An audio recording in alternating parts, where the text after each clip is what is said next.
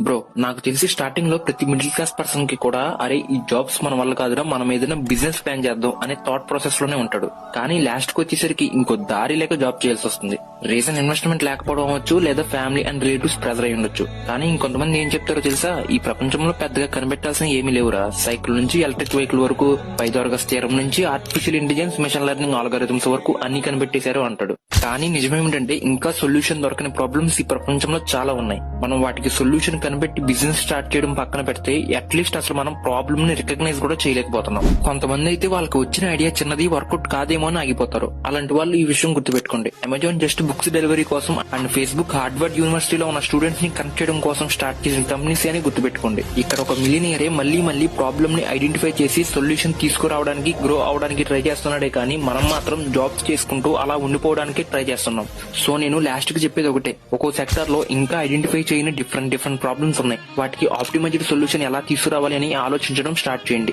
ఒకవేళ మీరు స్టూడెంట్ అయితే ఇప్పుడు నుంచే ఇలాంటి వాటి మీద కొంచెం టైం స్పెండ్ చేయండి. మీరు పేజీని ఇంకా ఫాలో చేయకపోతే ఇప్పుడే ఫాలో చేసేయండి. ఎందుకంటే మనం ఇంకా నేర్చుకోవాల్సినవి చాలా ఉన్నాయి. కలిసి నేర్చుకుందాం.